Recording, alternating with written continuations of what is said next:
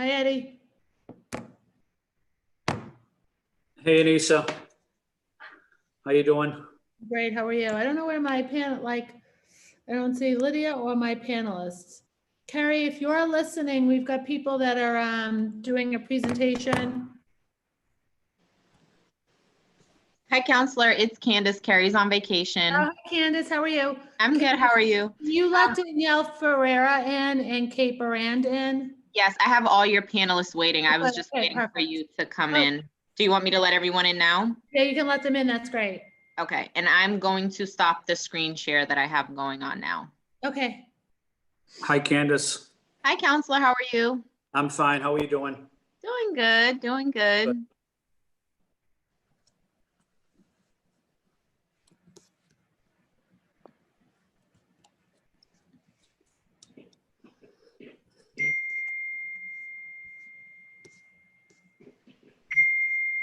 Counselor Sabi George, is it okay for everyone to come over at this point? I'm okay with that. Yeah, because Okay, I know we have Danielle, Larry, Kate, Christy. I think I said Danielle. I'll look Yep, at that you did. guest list. I mean, they can all come in. They're all partners in this work. I don't think any of them are gonna Zoom bomb us. I don't know. We're Christine, all a bunch of troublemakers. I was gonna say, with this group, you never know. Christine might do that. Yeah.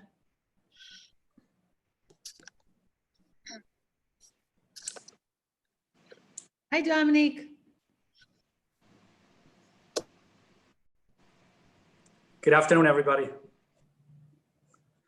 Hi, Sheila. Hi, Sheila. Hi, Larry. Hi, Mosick.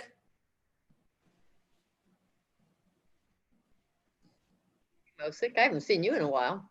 Hello.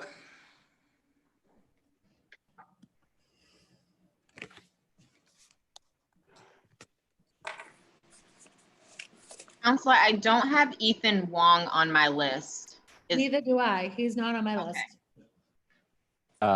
He's a member of the family aid staff who's getting information for us. Do we want him on camera or is he fine in the guest list? I mean, is he He's fine. fine? Fine on the guest list. Yep. Thank you.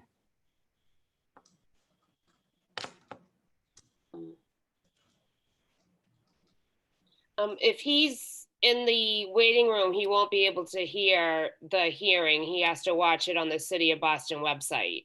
Okay. So, Okay. Thank you.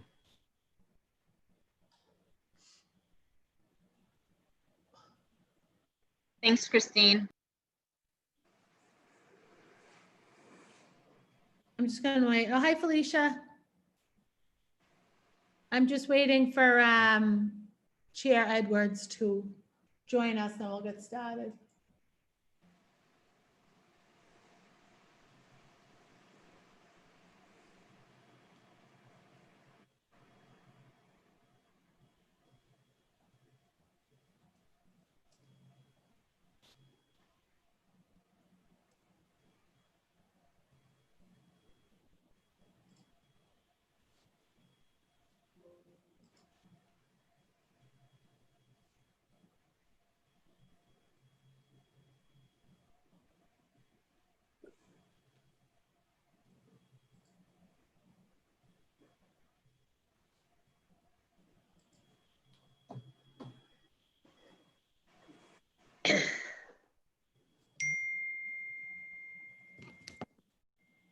She'll be here in 3 minutes, Counselor Edwards. Great.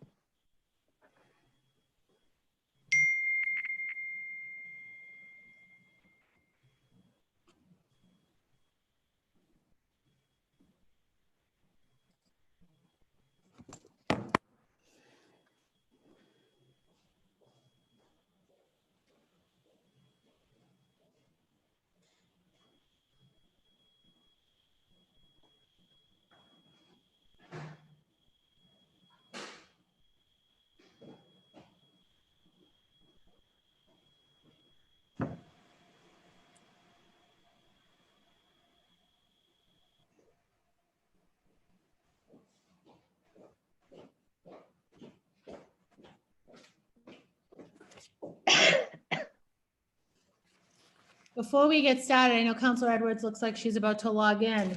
I'm to you guys on the call, I'm just super excited we're at this point.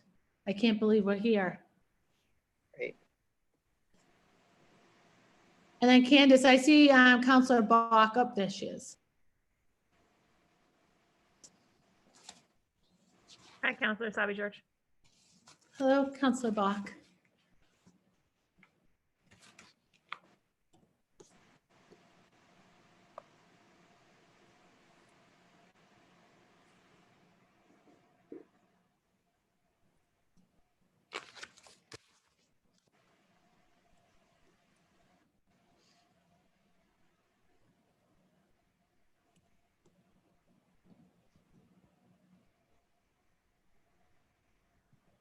Hi, Courtney. I love seeing some of my most favorite people all together.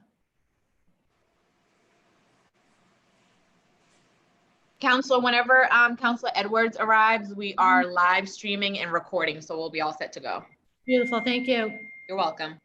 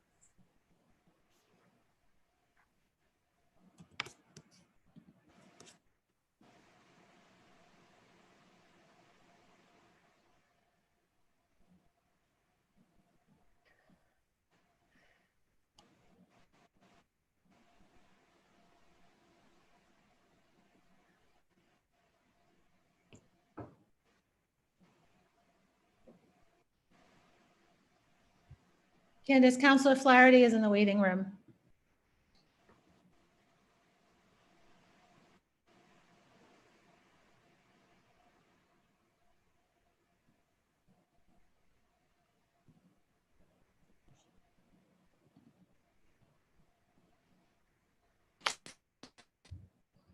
Thank you, Denise. You're welcome, Michael. Sometimes I don't know whether you do that on purpose, the delayed voice.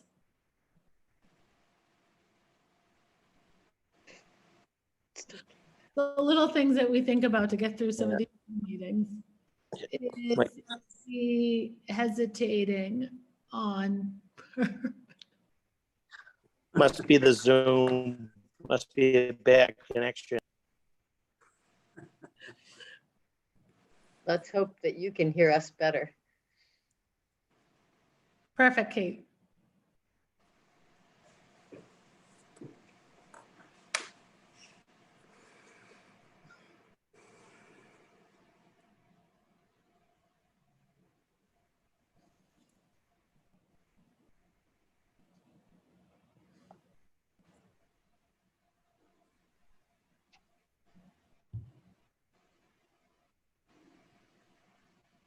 Hello, Madam Chair. Hi, my apologies to all for being delayed.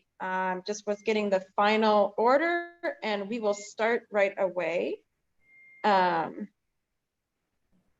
have in attendance the sponsor, Counselor Sabi George. I have Counselor Ed Flynn, Counselor Julia Mejia, and Counselor Bach and Counselor Flaherty. Is that everyone? Yes. Okay, then. So considering I'm running a little bit late and I again apologize to everyone. I assume all the panelists are here? Yep. Very well. So I'm going to do an introduction and then I will turn it over to the lead sponsor, or allow for everyone to say some brief introductions, and then I will turn it over to the lead sponsor. Excuse me. All right, everyone. Formally starting today's hearing on family homelessness. On docket 0225. This is the Committee on Government Operations. And today is September 14th. It is 4 p.m. And this is about an ordinance to create a special commission on ending family homelessness. It's sponsored by Councillor Sabi George. We are having this in government ops today because it's a specific ordinance that is required to pass the city council, then ultimately would need to be signed by the mayor as well. So together we would have to create this commission. In accordance with Governor Baker's executive order, and in order to balance safety and to assure that we are also able to conduct our business, we are having this hearing on Zoom. You can watch this hearing via live stream at boston.gov/city-council-TV, or it will be later broadcast on Comcast 8, RCN 82, and Verizon 1964. For public testimony, you can send written testimony to ccc.go@boston.gov. Again, this commission would establish this ordinance would establish a commission to develop an actionable and measurable plan to end family homelessness in the city of Boston. The ordinance provides for the membership of the commission and identifies the authorities and responsibilities of the commission. Members of the commissions will serve without compensation. And we have Sheila Dillon, Chief of Housing for the City of Boston and Director of DND, is with us today from the administration, along with Courtney Trudell and Dominic Williams from the Department of DND.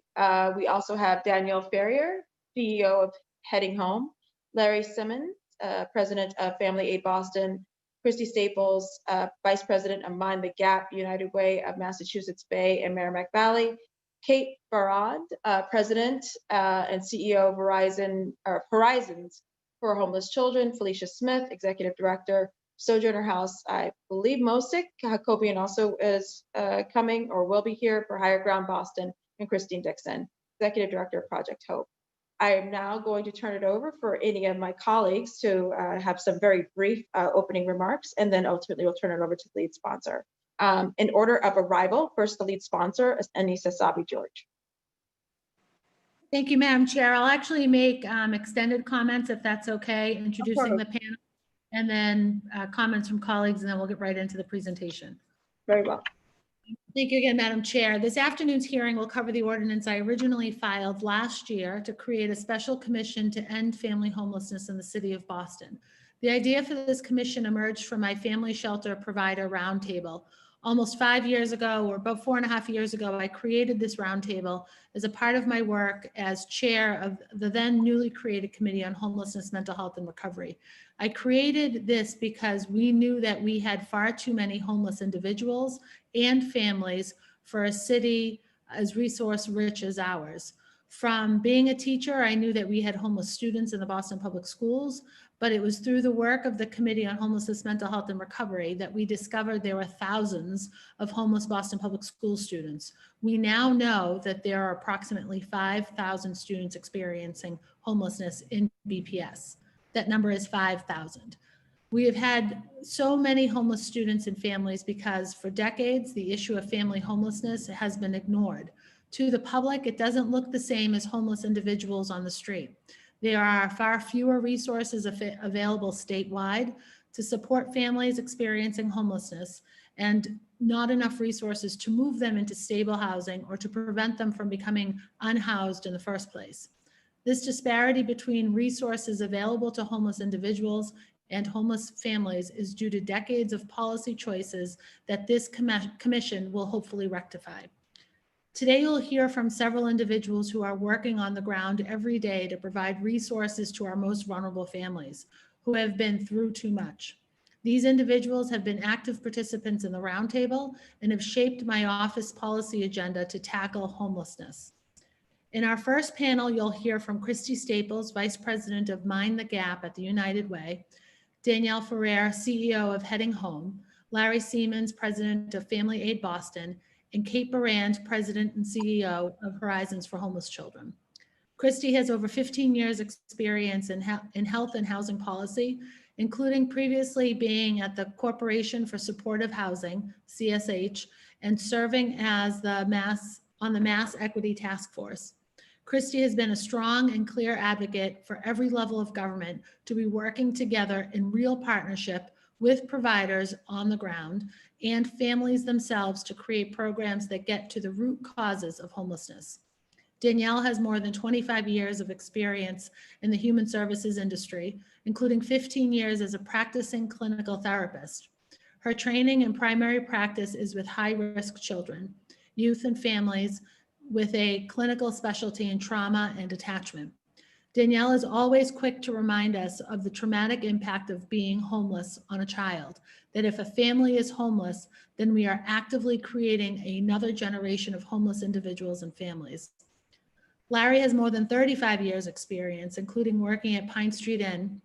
Family Aid is the longest serving family shelter provider in Greater Boston and the city's partner with the Leading the Way Home program, a Section 8 voucher initiative which will ultimately move 500 families into stable permanent housing. Larry has launched homelessness prevention programs at Family Aid with BPS and Boston Children's Hospital.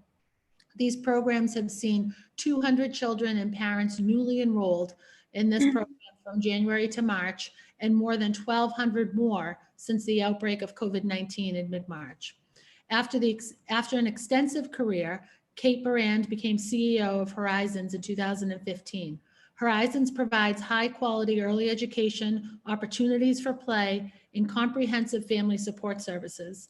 Under Kate's leadership, Horizons will be opening a brand new center in Roxbury designed to support the health and well-being of the city's homeless families by providing on-site early education programs, as well as access to a variety of social services to help parents navigate the many complexities of homelessness. In the second panel, we'll also hear from Mosek Hakobian, Executive Director of Higher Ground Boston, and Christine Dixon, Executive Director of Project Hope. They will speak to the work of the Family-Led Stability Pilot. This pilot program is one that I helped create and is in partnership between the Boston Public Schools, DND, Boston Housing Authority, DSNI, Higher Ground, Project Hope, and a few other partners under the leadership of Mayor Walsh. This pilot works to identify our students who are homeless and are housing insecure in a handful of Boston Public Schools. It is a tremendous effort that Mosek and Christine are spearheading, and we should have this program expanded to every BPS school. They will be followed by Felicia Smith, Executive Director of the Sojourner House. Felicia has been working in the human services field and education for 35 years. Sojourner House was the first family shelter in Boston to house both male and female parents, as well as children of all ages, keeping our homeless families together instead of separating them and destabilizing the family further. It is also one of the few handicap accessible shelters in Massachusetts. While they provide shelter to hundreds of families over the year, they only have on-site capacity for 9 at a time. Under Felicia's leadership since 2016, Sojourner House connects families to community resources and provides workshops on workforce development, parenting classes, and financial literacy so that their families can get back on their feet. Finally, we'll hear from our critical and key partners at D&D, including Chief Dillon, Courtney Trudell, and Dominique Williams. Many D&D staff have been incredible partners in the roundtable, and I am grateful for their continued support and work with us. To my colleagues on the council, these are the experts in the field. They know the families and their struggles. They know the services and the supports our families need to get back on their feet so that homelessness is, at most, a brief and one-time experience for the family. They've been doing this work for decades and have brought their families to the table with us to plan this work and create this commission that we're looking at today. I ask that we give them our attention so that we all deeply understand the scope and intensity of family homelessness in the city of Boston. I know that there will be some text amendments that we will need to make, but I hope we will be ready to move forward and create this special commission soon, and we'll have the full support of the council to do so. We can and we will work to end family homelessness here in the city of Boston. With that, I turn it over to my colleagues for opening statements and then to Christy to lead our first panel. Thank you, Madam Chair. Thank you very much. Councilor Ed Flynn.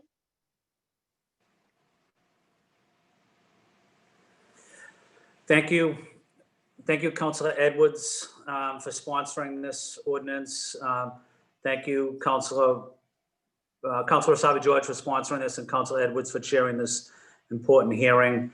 Having actionable plans that can help us end family homelessness in Boston is something I definitely support.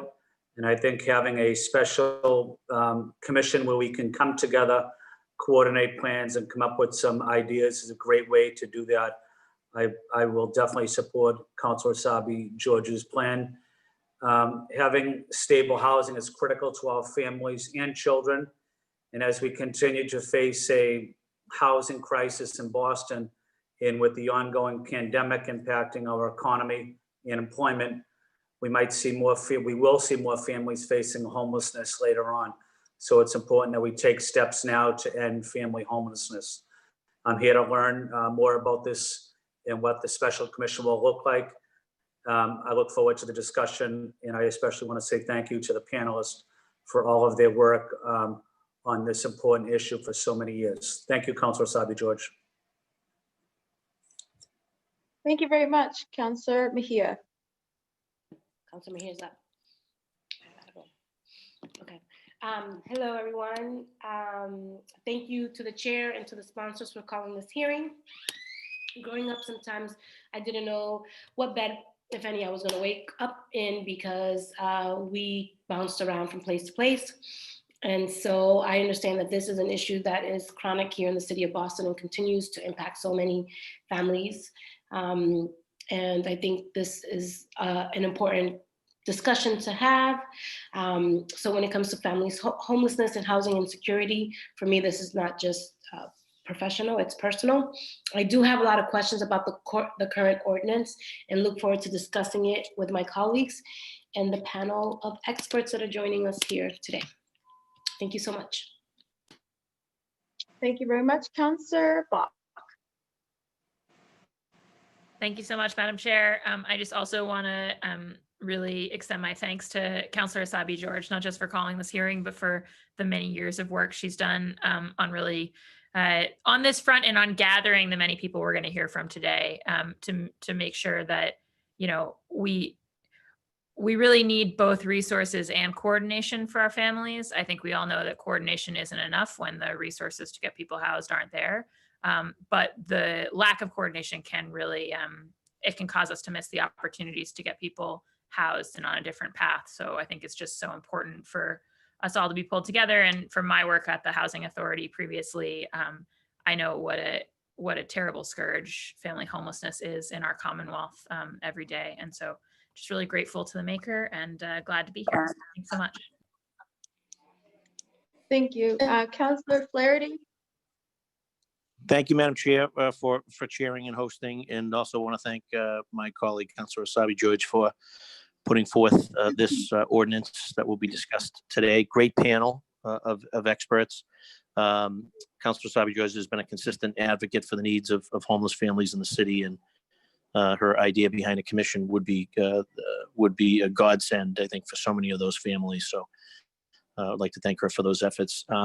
Also, you know, I think often about the city of Boston and talk about our economic strength and how, you know, we're an opportunity-rich and a resource-rich city. But the fact that not only here in Boston and Massachusetts, we have as many homeless families that we do is extremely disheartening. So I understand there's no simple solution to addressing the crisis. And there isn't one grand idea that will solve these problems, but it will require countless hours of dedicated work to find the mix of solutions and support systems to make meaningful change here. And I think that, you know, Councilor Asabi George's idea about the commission in ending family homelessness would have the ability, you know, to put in those hours dedicated solely to meeting this goal. So I wholeheartedly support the creation of this commission, and I'm excited to listen to the experts in the panel today to learn more. But also, just a footnote, as the longest serving counselor, you know, I've seen a lot of commissions created over the years and a lot of them forgotten about. So with very, if any, real accountability. So I just want to make sure that what we're putting forth, given thought to the implementation and the use of whether they're progress reports or benchmarkers or metrics of some sort, to make sure that we're giving this commission something to strive for and also something to be held accountable to, because ending homelessness in Boston is a goal that we all strive for. So that's just my 2 cents in my years of experience. So look forward to the testimony, look forward to supporting this commission, and hopefully we'll have a commission here that will make a huge difference in the lives of so many people. So thank you. Thank you very much. And unless there are any counselors that joined us in between, I'm going to go ahead and say very quickly some items, discuss the next steps, and then turn it over to explain how we're going to do the hearing, if that's okay, with the lead sponsor. Please, Chair Edwards, I'd just like to note that Councilor Breeden has. Councilor Breeden, if you're ready for a quick opening statement. And very quickly, I apologize, I'm slightly late. Just want to commend Councillor Asabi George for this incredible initiative. I think it's really essential, not only important to provide homes, but also provide support services for many of our families who are struggling with chronic homelessness and persistent challenges. So I'm really looking forward to hear the panel, all of the folks who are going to participate in the panels this afternoon. And thank you so much. Thank you. Thank you. Just very briefly, I wanted to note the first time I met Councillor Asabi George was when I was at Office of Housing Stability. She brought herself and her entire staff. She said, "We heard about you, this new office, and we want to know what you're going to do." So she's been there. That was in 2016. And so I just wanted to note what my colleagues have all said about her dedication, especially with this issue, is pure 100% demonstration that she wants nothing more than to end homelessness and to make sure that people feel welcome and have a place to live in Boston. And I wanted to also note, I'm excited to talk about this. I'm also excited to talk about how this commission is going to not only be dealing with finding beds and finding additional shelters, but also talking about the upstream activities that we need to be looking at. What are the triggers for homelessness? Medical bills being one of them. The lack of job income and job growth is another one of them, but also looking at current policies and making sure people understand. Right to counsel is still pending in our state house. So is the transfer fee, so is linkage. And I have to bring those up because those are resources that we need in order to implement a lot of what this commission is going to recommend. We need the funding, and we need also the community to grow in terms of advocates.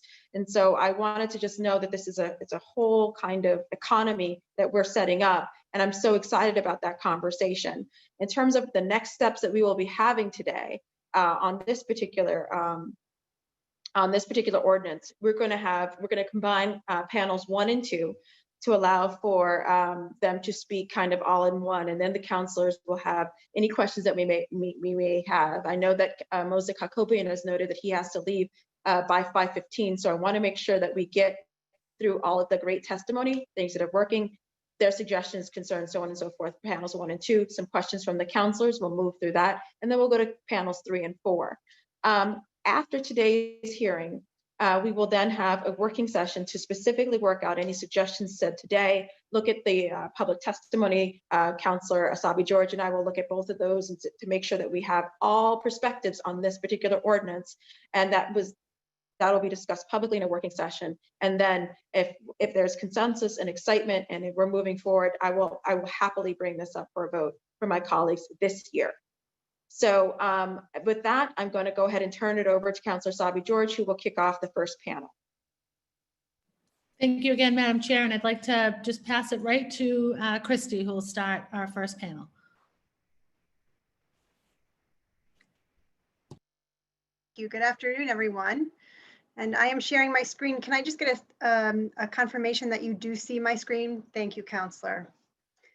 It's a pleasure to be here, and I'm really excited to be sharing our information with you. I'm going to turn it right over to my esteemed colleague, Larry Siemens, to launch our presentation.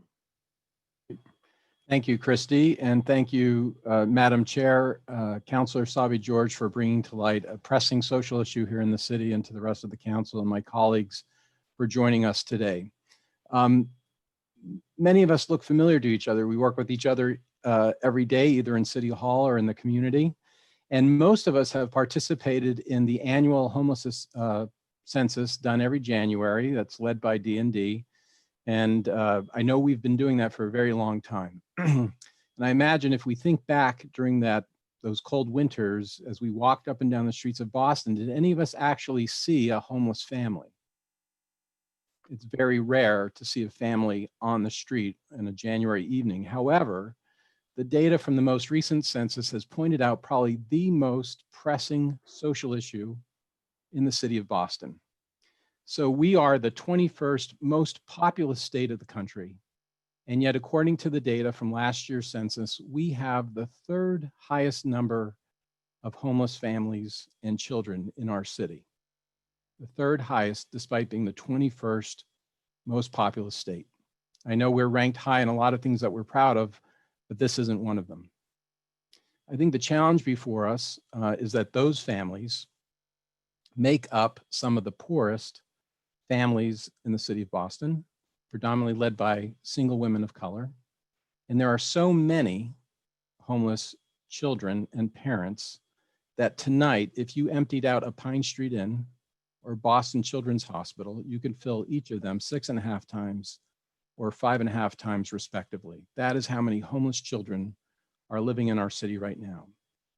The homeless count that we've all participated in doesn't take into account the children that Councilor Sabi George had just mentioned. The 5,000 homeless children noted by the Boston Public Schools includes those children who are doubled up, living illegally in most cases with other families to make ends meet.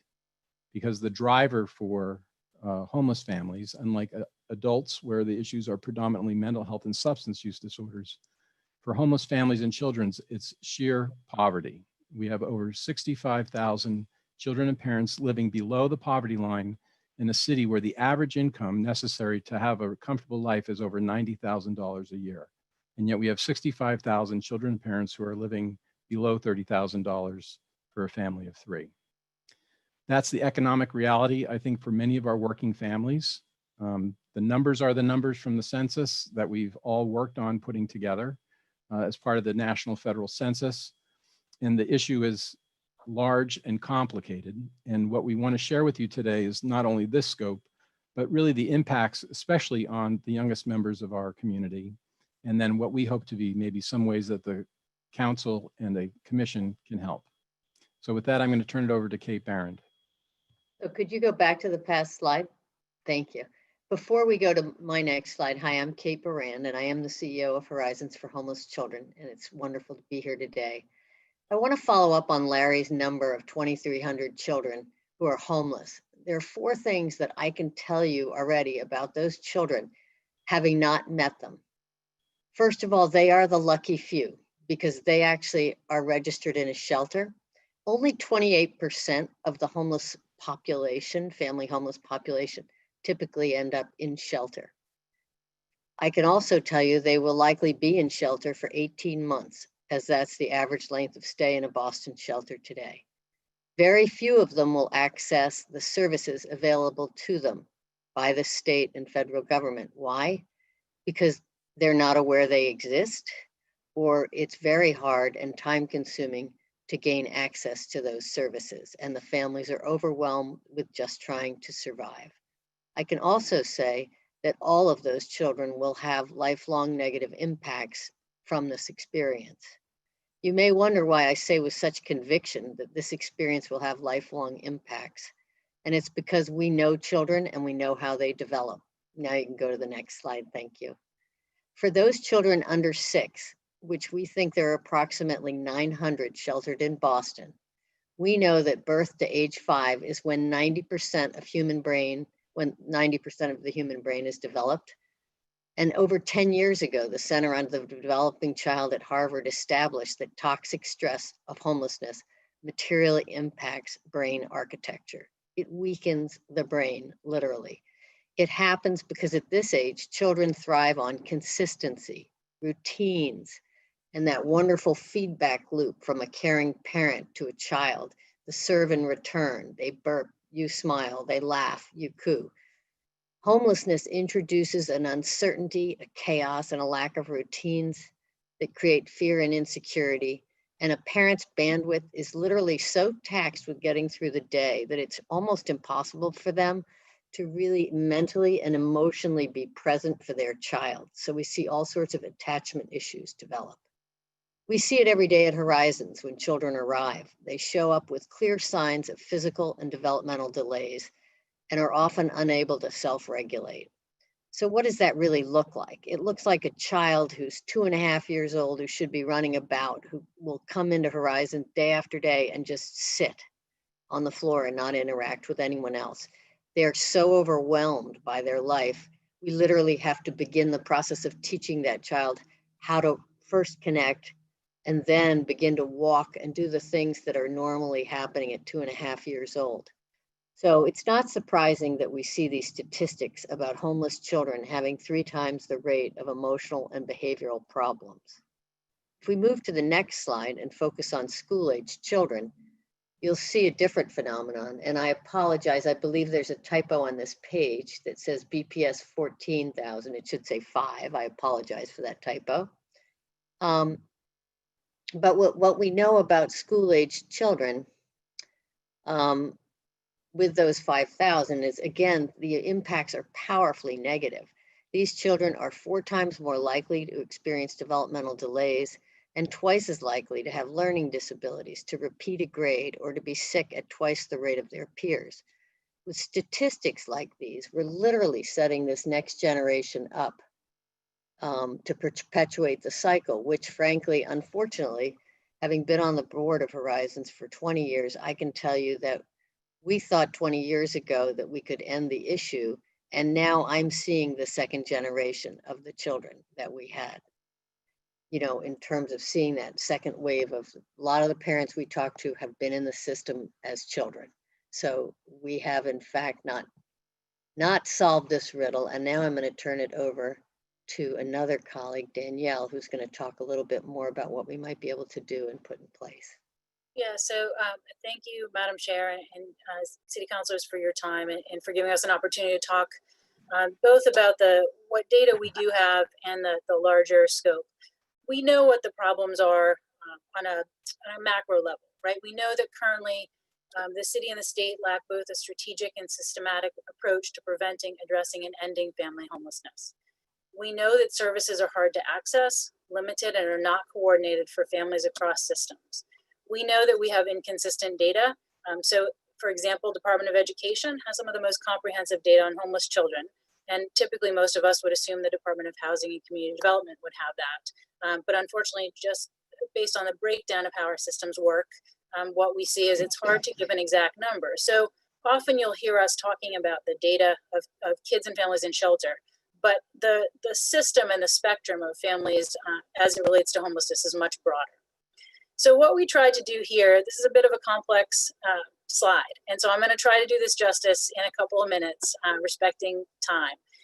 We wanted to take some solid research from the Aspen Institute, who does amazing research, very valid, reliable. And you see here 5 kind of wheels that interconnect. And really, as someone who's a social worker, the way I think about this is the different domains of life, right? This is how we all function in our world. And so there's all these different parts of your life. And when we have to create services for them, we structure them in a necessary and bureaucratic structure, right? Where there's funding that comes in from the federal government to the state, to the city, to different agencies, and then there's eligibility requirements. And so one of the things that we know happens, if you look here, truthfully, we use mostly state entities. And I did that on purpose with the team of us that were working on this, because a lot of our services are delivered through the state, right? And the goal is for the city and the state and the feds, ideally, for all of those to coordinate. And, I think folks try really hard, but what we see is if we ask families, there are 11 state agencies listed here, right? If we ask families to have to access 11 different spots in order to receive all services, to pull it together what they need to move out of homelessness and stay stably housed, that's a pretty big lift, right? It's a big lift on anybody who's not homeless, let alone folks who are homeless, right? And who don't have a place where they know that they're necessarily going to be every day. And so we really wanted to give this example as one way to say the types of things that we're going to talk about in the pitch for the special commission are looking at these type of systems and trying to figure out what do we do, right? What do we recommend? And so with that, I'm going to turn it over to Christy.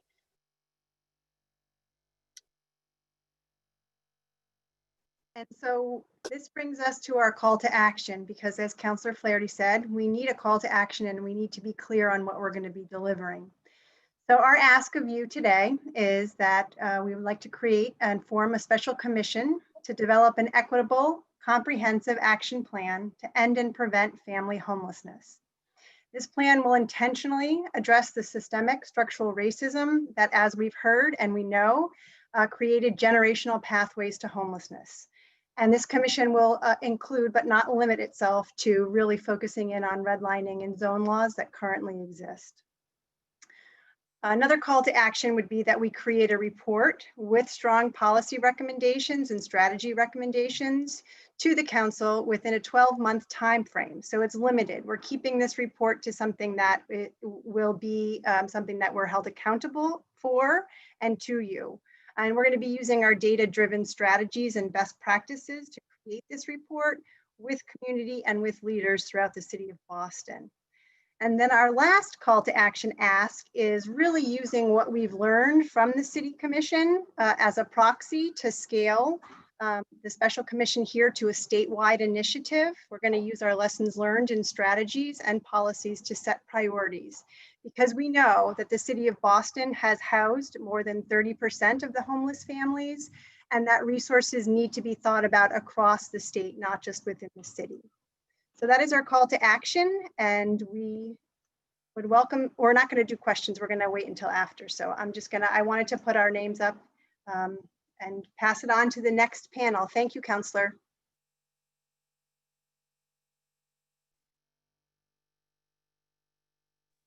Thank you very much. We're going to go ahead and turn over to the next panel. I believe that's with Mosik and Christine and Felicia.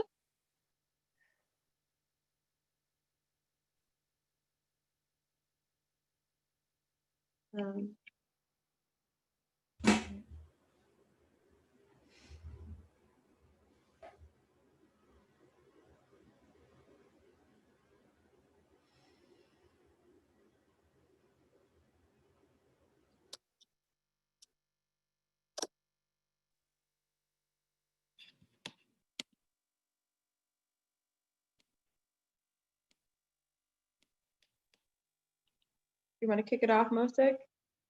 If so, you're on mute.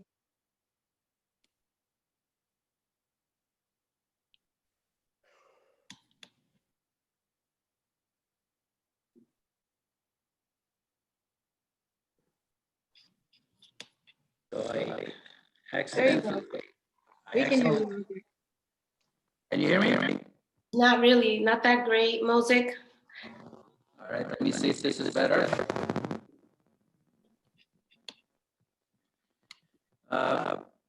So I accidentally advanced the slide, the first slide, which this.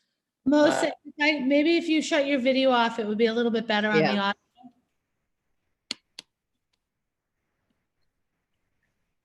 Figure out how to do that. On the bottom left-hand corner, stop video.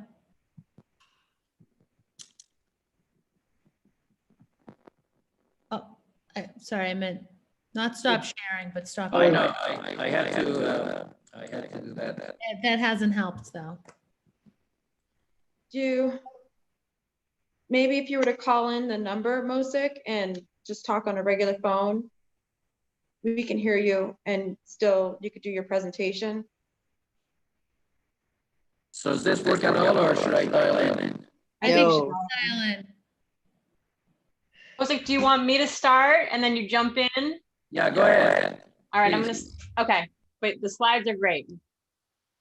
All right, thanks, Mosik, and thank you, Councillor Edwards. Thank you, Councillor Asabi George, for the opportunity to testify today and share some of our experience with addressing family homelessness focused on children in Boston Public Schools. And we support the proposal to create a special commission on ending family homelessness. Boston schools educate 50,480 students, including an estimated 8% that are homeless. Educators try hard to improve outcomes in Boston schools. Housing developers and advocates work hard to address the issue of homelessness, exacerbated by the soaring housing market in Boston. The two efforts, while necessary and important, are implemented separately, although they are trying to address the needs of many of the same families. The family-led stability pilot, the partners consist of Boston Public Schools, Boston Housing Authority, the Department of Neighborhood Development, City Councilor Anissa Sabi-George, the Dudley Street Neighborhood Initiative, Project Hope, New Lease for Homeless Families, and Higher Ground. Together, we launched an innovative collaborative pilot in January 2018, focused on 7 schools in Roxbury and Dorchester to bridge these two efforts that I just mentioned and to achieve quicker and more sustainable results. We leverage the capacities of schools, housing, health, and other service providers to house homeless families with children in Boston schools, reduce family homelessness, improve educational outcomes for the children, and support families to achieve their self-defined social and economic goals. Through the FLSP, we seek to demonstrate the following system change impacts: to support homeless families to take charge of efforts to access housing and services, to leverage capacities of schools to streamline access to housing and other services necessary for family stability and educational success, to leverage capacities of case managers at shelters and homeless liaisons at schools, to connect families of homeless students to housing resources and share key data with the FLSP partners, to coordinate across public agencies in education, housing, and health sectors to meet the needs of homeless families, to demonstrate the value and effectiveness of place-based community partners to help schools and BPS solve the growing challenge of homeless students in Boston schools, to mobilize practitioners focused on education, housing, and health to collectively advocate for solutions and resources and avoid being pitted against each other in public policy and resource allocation decisions. And to build on the success of the pilot, FLSP will work with the City of Boston and BPS to support families and children across all Boston schools to overcome the challenge of homelessness in the entire district. Mosik, do you want me to keep going, or do you want to jump in for this part?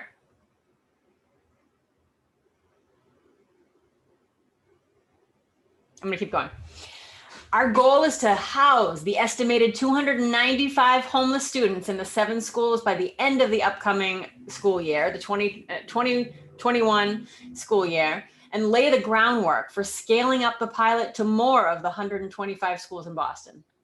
To this end, actually, let me keep going. As of July 2020, we had housed, you can see the data here that on the screen. As of July 20, we had housed families of 205 formerly homeless students and expect to house families of the remaining estimated 90 students during the 2021 school year, the 3rd and final year of the pilot. Increasing the number of housing units available to families is a core strategy within this work. And thus far, we've housed 127 families using 42 BHA vouchers, 15 units through New Lease for homeless family, through New Lease for homeless families, 16 of 35 units that were committed by BHA for this pilot initiative, 26 home-based resources, and 28 through various other resources. The participants in the collaborative effort have demonstrated significant progress in terms of improved communication and shared information within bounds of confidentiality across the educational and housing systems. This initial progress is also important in that it is a foundation for the evaluation work that we are conducting to demonstrate the impact of the pilot program on educational improvements for the formerly homeless students, as well as improved outcomes for the target schools. The FLSP partners have engaged the UMass Center for Social Policy to conduct the evaluation, and the Moakley Center for Public Management at Suffolk University to support data tracking and analysis. Our success in delivering on promises of the FLSP pilot phase have laid the foundation to help leverage the additional resources to house hundreds more homeless students in Boston and substantially improve educational outcomes for all students. The longer-term success of FLSP is the system change we have already ushered in with collective impact of 8 public sector and nonprofit partners, coordinating efforts to achieve better results efficiently and effectively across housing and educational systems with related positive impacts in the health and economic circumstances of the families that stable housing make possible. FLSP partners have collaborated in the design and implementation of an effective service delivery model summarized in the following steps. Homeless liaisons at each school identify homeless children and offer them the opportunity to connect to FLSP partners. Number 2, the parent organizers and outreach workers at DSNI and Higher Ground maintain strong relationships with school staff, attend school site councils and parent council meetings, and share information about FLSP. Then interested families meet with family advocates at Project Hope and Higher Ground, complete an intake and authorization form, allowing FLSP family advocates to access data about the students and their families that impacts their attendance and academic performance. BHA and New Lease informs FLSP partners about available units and rent subsidies, and FLSP partners support families to complete and submit applications for housing and resources that address their family composition and needs. FLSP partners also assist families to access donated household goods and other critical resources. In addition, beginning in March 2020, and as a result of the impact of COVID, FLSP partners also provided financial resources to meet urgent family needs. Family advocates continue to work closely with families following their move into housing to ensure they remain stably housed and that they are connected to additional services. And we measure progress along several indicators. One is the length of time from intake to housing. Another is attendance. A third is family economic circumstances, and then social emotional learning. So I'll close with a couple stories, or a story about a family who was impacted by the FLSP support. We learned about the plight of a grandmother of 2 granddaughters attending one of the schools. Both children were under the age of 10. And the grandmother had been their sole caregiver for several years. Almost 1 year prior to our meeting her, they became homeless. For several months, they lived in 2 shelters, and their lives were in a constant state of upheaval until our organization stepped in to give this family the help they desperately needed. A quote from the grandmother is, "My family advocate is so sweet. She came to visit me and my granddaughters where we were living. She helped me find a lawyer, and she helped me complete paperwork that I didn't understand. Now I have a Section 8 voucher, and we are finally looking for permanent housing. I don't know what I would have done without the help."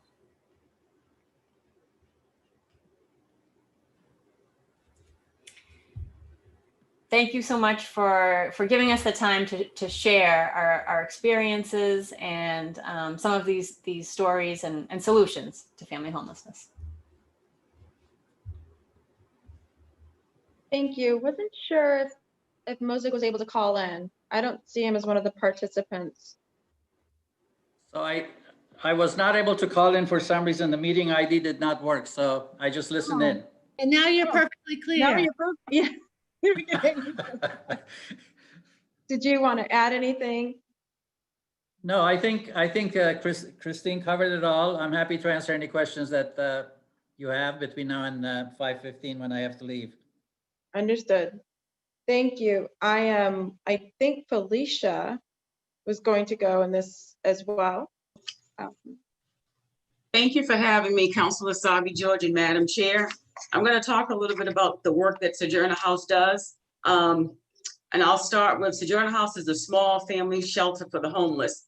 We are strategically located in Roxbury, where our families have access to public transportation and within walking distance to local stores.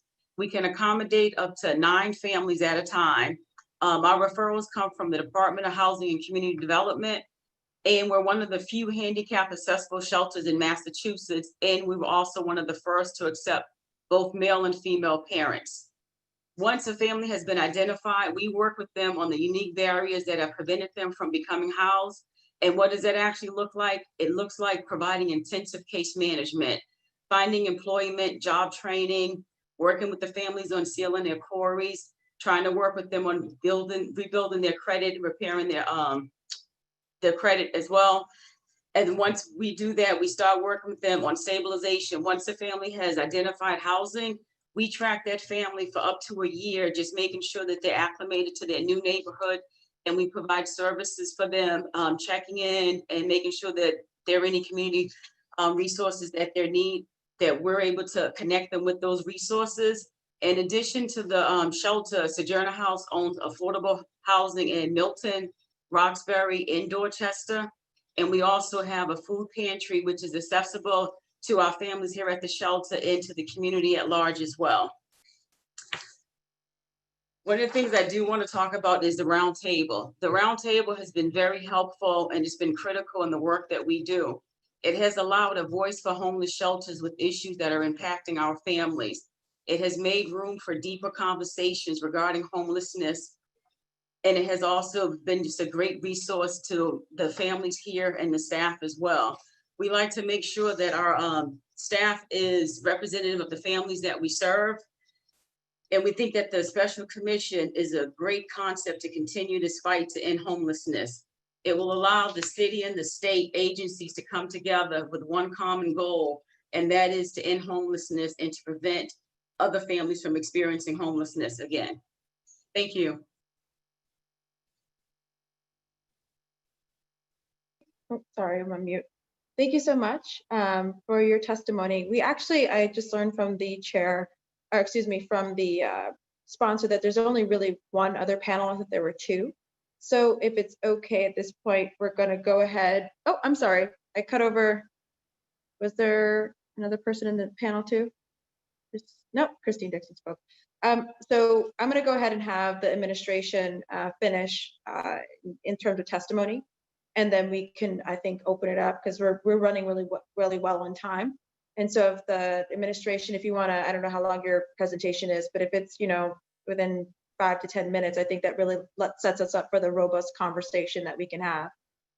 Does that work for you, Sheila and Courtney and Dominique? Most certainly does. And I think we will be certainly brief and to the point. Excellent. All right, I'll turn it over to you. So thank you so much for having this today. And I do want to thank again Councilor Sabi George for always making this issue front and foremost. And all of the city council. I mean, I think that we've all had this issue very close to our hearts, and we've done a lot of good work. But it's going to be very exciting to bring all of that work together and coordinate better. I will say, for the record, the city of Boston and all of our departments are very, very excited about working on the special commission, with the special commission on ending family homelessness. So we are very supportive of this commission and look forward to rolling up our sleeves and being a meaningful partner. And my thought when I was sitting here listening to all these nonprofits, incredibly talented nonprofits, that we know what to do, right? We know what to do.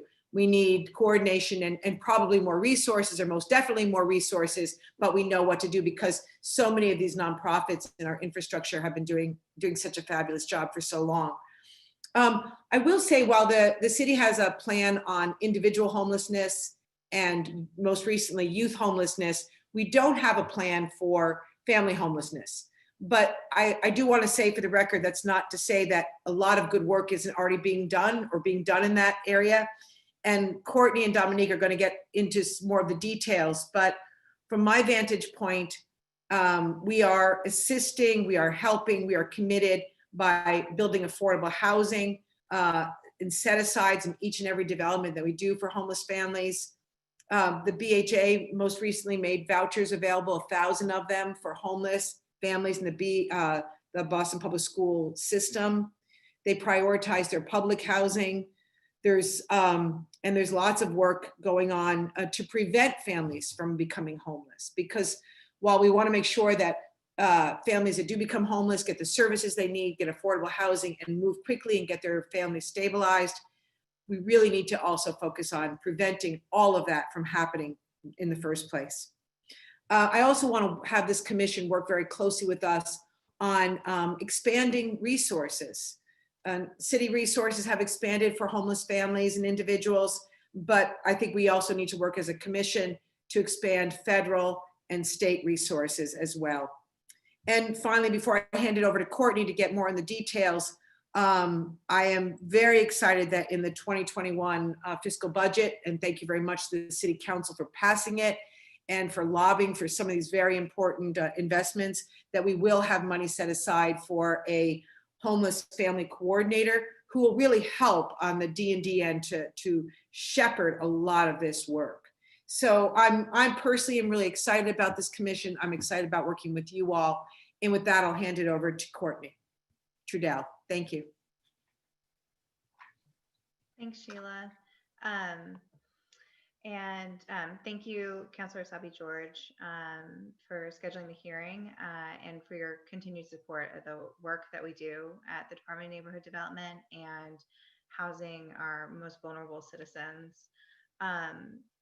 I want to start off with some numbers and realize in hearing other numbers that this in a bit points to some of the complexity of this issue. In August of this year, we have 843 families composed of 3,020 adults and children that were sheltered in Boston. And that includes 2,068 people under the age of 18. These numbers are a little different from what we've heard from Larry at Family Aid, and then also from Councilor Sabi George. And a lot of it has to do with how different systems of care for families experiencing homelessness count those families and how they consider them experiencing homelessness and what that experience is. So I think that it's telling that as we're all giving accurate views of families experiencing homelessness, they're all coming from different perspectives. Boston has a number of programs and dedicated service providers that house, shelter, and support homeless and at-risk families. D&D's Supported Housing Division funds significant investments in permanent housing programs, such as rapid rehousing and permanent supported housing, as well as connecting families to permanent homes through the city's inclusionary development program and initiatives with the Boston Housing Authority. In total, the city and its partners offer 2,670 permanent homes for families experiencing homelessness. D&D and the Boston Continuum of Care, a network of homeless service providers, champion Boston's efforts to prevent and end homelessness for all populations. However, there are certain components of the family homelessness system that go well beyond our portfolio of HUD-funded resources. For example, the Massachusetts Department of Housing and Community Development administers the Emergency Assistance Family Shelter Program. Metro Housing Boston, one of the 9 regional housing nonprofits in the state, administers the state residential assistance for families in transition, RAFT, and home-based funds. The Massachusetts Department of Children and Families oversees child welfare placements and the domestic violence funding resources. And the Boston Housing Authority administers public housing, HUD Section 8 vouchers, and a smaller number of state rental assistance vouchers. The breadth of resources necessitates system coordination to ensure resources reach families with the greatest needs, to promote a more housing-centered family homelessness system, and to strengthen housing pathways and eviction prevention partnerships. The Commission will provide thought leadership and barrier busting to address the complex challenges that impact a family struggling to maintain stable housing or return to a permanent home after shelter. And the Commission's work and their plan will be strongly linked to the actions of the continuum of care. Its plan will inform and direct the COC's work to fund housing programs and how families will access those programs, and the sectors represented in the membership of the commission and their overlap with the COC's implementation partners will create continuity and can leverage those relationships to end family homelessness. In anticipation of this ordinance, as Sheila mentioned, D&D secured funding to create a new role, an advisor on family homelessness.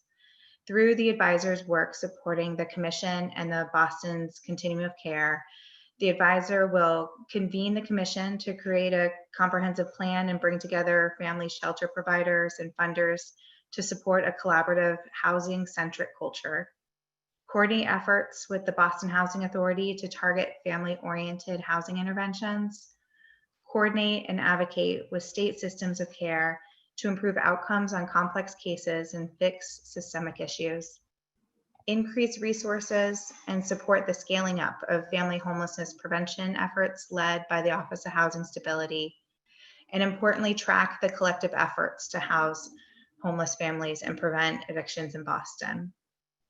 The advisor will be a driver connecting the design work of the commission to the implementation by the continuum of care and D&D. And in conclusion, the Supported Housing Division sees its work closely tied to the mission of the commission, and we welcome hearing the ideas of the providers in the community as we work together to end family homelessness. And I will turn it over to Dominique to talk more about some of the prevention programs and resources. Good afternoon, everyone. First, thank you, Councilor Asabi George, for calling this hearing today. I want to thank you for always advocating for housing homeless families in Boston and for ensuring that our Office of Housing Stability always has a seat at the table. I send special thanks to you, specifically from the members of my office who are not able to be here today in person, but who always have a seat at the table. Kathy Miranda, Katie Ford, and Vielkas Gonzalez, who are frequent attendees at the panels and who are also always coming back to our office very energized to tackle on the issues and to give us key updates about the work that you guys are doing. So thank you. For the record, my name is Dominique Williams, and I'm the Deputy Director of the Office of Housing Stability. We appreciate the opportunity to speak with you, and we'll answer at the end any questions that you have about the Office of Housing Stability and the role that we play in preventing family homelessness in Boston. The city and its partners have been working hard during this pandemic to ensure that families and individuals have the resources that they need to know their tenant rights, find shelter, and ultimately stay in their homes. Our team is pretty small, but since January 1st, 2020, our 7-person office has handled 10,102 calls, and we've opened 6,282 cases. By comparison, in all of 2019, we opened up only 3,568 cases. So we've been busy. OHS has a housing hotline where we have experienced a drastic increase in the number of calls coming in during this COVID-19 crisis. And as it started to unfold in the early days, OHS specifically tracks calls to our hotline where constituents are looking for help finding immediate shelter. From March 1st through May 31st of 2020, OHS received 1,082 such calls for immediate shelter. And during the same period in 2019, we only received 632 calls for the same resource. OHS oversees 2 hotel placement programs for qualifying households. Our nonprofit contractors provide intensive case management, housing search, and placement assistance for eligible families, income eligible families. This is a program really of last resort that was designed to meet an otherwise unmet need for emergency shelter, as applicants have to have been denied emergency assistance by the DHCD to be eligible. In order to be eligible for emergency placement under EHAP or FSMP, a household must include physical custody of a minor under the age of 18 and have been either a resident or recently displaced from Boston. So from March through May of 2020, OHS significantly increased the number of households served through this last resort program. Because of that increased demand, During that time period, we served 32 families and incurred a total cost of $188,977, which is an increase of 36% over the cost for the same period in 2019. We attribute the rise in services to the fact that people were not able to access other shelter options. Typically, families had to stay in our short-term program for longer because of the increases in the processing time for DHCD applications, and because non-emergency shelters outside of the state system of care were at capacity or were not accepting new residents. So the emergency assistance that our office was able to provide in the early days of the pandemic helped to keep families safe and healthy through a really frightening time. I know that you also had some questions also about just the larger landscape. To take a look at what's happening in terms of housing insecurity in Boston, we can really only take our cues from projecting statistics that don't distinguish specifically among families with minor children and individuals. We pull our data from census data. So in 2020, we know that 65% of Boston households are renters. According to the US Census Housing Pulse Survey, which was performed a couple of weeks ago, back in late July, approximately 25% of Boston renter households expressed that they had either no or slight confidence in their ability to pay August's rent. The Stout Institute estimated that 28,000 low-income households in the city were likely at risk of eviction after the end of the state moratorium on October 17th. And in addition to that, MAPC estimates that 10,793 renter households who received CARES Act benefits would need additional rental assistance since those benefits ended in August. And D&D personally estimates that an additional 4,400 undocumented renters will also need assistance meeting their housing costs.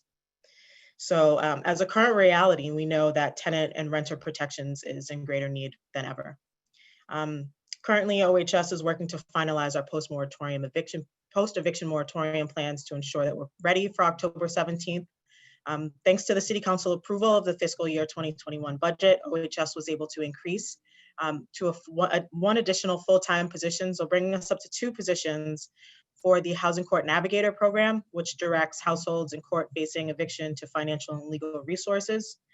We're working with our communications department to target informational mailers about our office to the areas of the city that we know will probably have high numbers of eviction cases once the moratorium is lifted. And finally, we're also working to finalize our proposed ordinance that would require all landlords to provide information about our office with all notices to quit issued in the city. So you guys will be seeing that soon.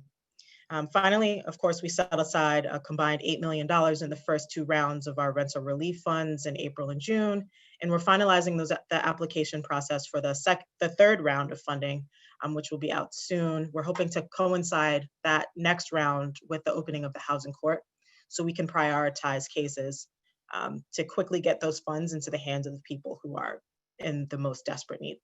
So in closing, the Office of Housing Stability is well positioned to both address the needs of Boston households through this crisis. We have been.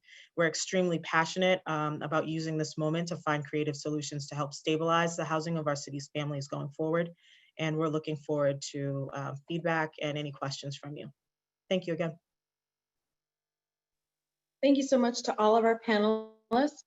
I wanted to acknowledge that we've also been joined by Councilor Arroyo. Before I turn it over to him for any brief statement he may have, I just wanted to acknowledge and bring into the room the fact that we lost a great hero and justice warrior and a stalwart supporter of right to counsel, and that is Judge Gantz. He has died today, and I met him when I was clerking at the Superior Court. I've known him, and he's by far one of the smartest people I've ever met in my life. And he was there for housing justice and for right to counsel. So calling on my colleagues at the State House, I would hope that they maybe consider passing that incredible law in his honor. But for now, I'm going to turn it back over to Councilor Arroyo. But again, I don't think we will really understand how much we're missing in the legal field and in the mindset by having lost Judge Gantz today. So Ricardo, Arroyo, Councilor Arroyo. Thank you, Madam Chair, and I echo your sentiments on Justice Gantz. I just want to briefly send my thoughts and prayers to his family. Justice Gantz, as a public defender, was a justice who we knew very well. He worked as a prosecutor, but was always dedicated to the cause of justice and trying to understand what brought people into the situations in which they were in. His voice, his presence will be missed, and he's somebody who, even before he was a judge, was doing community work in Eggleston, at ESNA, and all these different areas. And so he's certainly somebody who will be missed. And so that's heavy news today. Beyond that, I just want to thank everybody on this call, or this Zoom meeting, rather, this hearing, to discuss an issue that's pivotal, that impacts so many people. As a public defender, I can tell you, people use all kinds of words, and the one that I used to use for my clients was stabilization. The biggest issue that almost all of my clients had was the inability to be stabilized. And generally speaking, that meant an income, that meant whether it was medical treatment, but almost always what it really meant was that they were either homeless or functionally homeless. They were couch surfing, they were staying with other people. They would run out of time in one home and have to find another one. And it was in those cracks and in those places where they couldn't find permanent stability that so many of the things that plague us and plague them existed and took root and got worse. And so this is a crucial issue to address. And I'm grateful to Councilor Asabi George for her efforts throughout her career on the council, but also now in this hearing. And I look forward to continuing to hear from all of you about ways we can really do this, because the impact, it bleeds into so many different things. It impacts so many different issues when you're actually stabilized in your housing.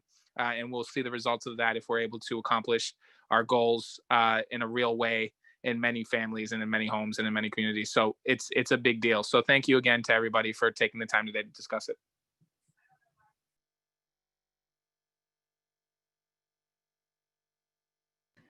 I'll just jump in here while Councilor Edwards is off screen. Just thank you, Councilor Arroyo, for that. I do have a couple of comments, not so much questions, as I work with these fine folks pretty regularly every single day.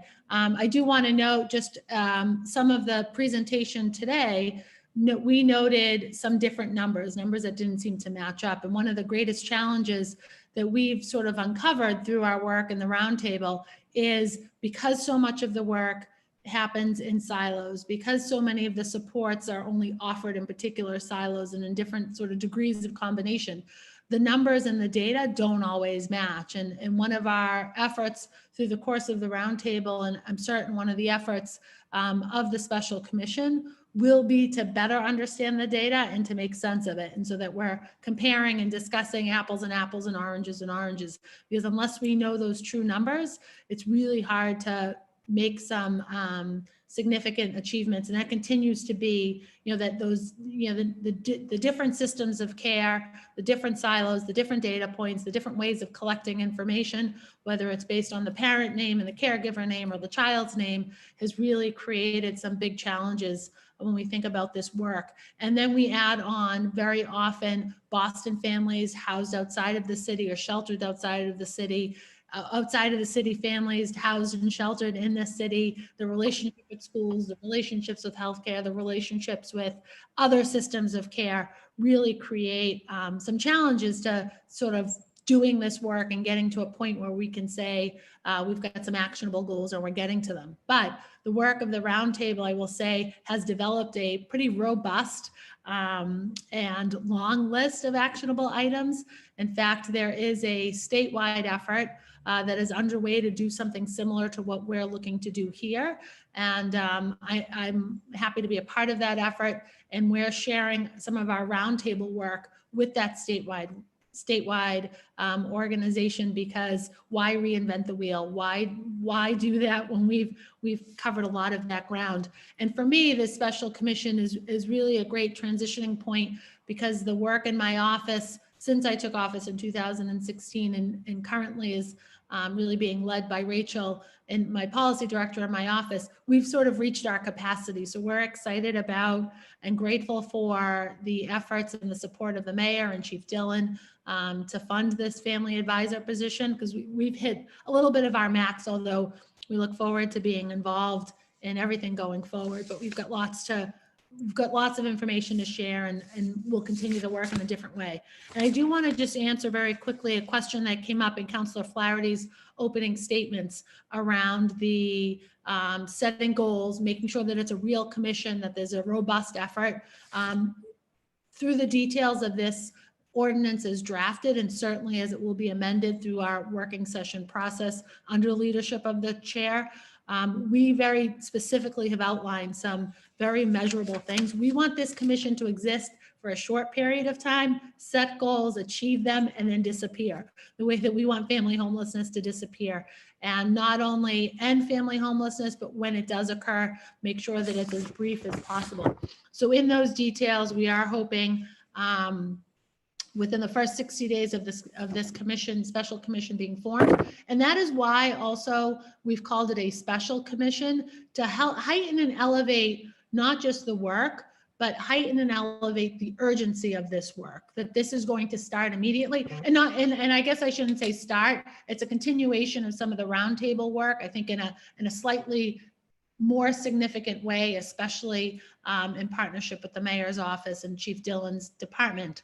But within 60 days that this commission would meet, and the work really hopefully would be wrapped up and done within a short period of time. We're hoping 5 years, but we think over the first year that using some of the foundation that's been laid by the roundtable and the steps that we've identified that fall under the authority of the city or the state or the federal government, we've got a plan that's been drafted that I think will turn into something much more substantial once this special commission is formed. So I am just very grateful. And I said before we went live in this hearing today, the roundtable series has included many, many more people than are with us today. But I'm so grateful to the work of both the shelter providers and those with lived experience who have worked with us to get to this point. And I'm so excited to sort of be taking this next step with all of you and spreading this word. We hope this work at the state level too, which is underway. But I will note, not that we're in competition with the state, but they are a few steps behind us. We're a few steps ahead. So Madam Chair, I'm going to turn this back over to you, but we look forward to moving quickly with that working session. Thank you, Madam Chair, and thank you everyone who's with us. Thank you very much. So going in order of arrival, we'll have Councillor Flynn, then Councillor Mejia, then Councillor Bach.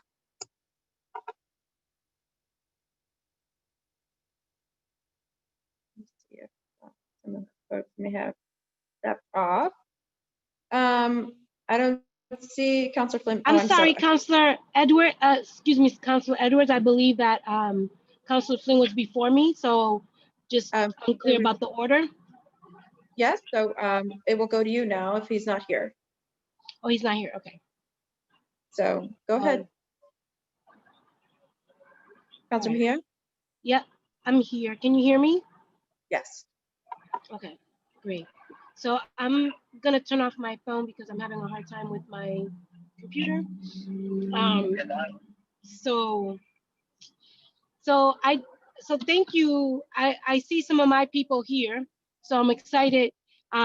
Mosaic and Christine, you guys, we've been working in this space for a long time in many different capacities. So I'm really happy to see all the work that the Higher Ground has been doing and Project Hope. And so it gives me a lot of great joy in knowing that you all are a part of this effort. So really excited to support you both in this endeavor. I know a lot of the families that we talk about are families that we work with and have worked with and continue to work with. So this is not a new conversation. It's just dressed up in a very different outfit in a different decade. But the issue of housing instability in the city of Boston continues to be chronic and persistent. So I'm happy that we are here today having this conversation. So I guess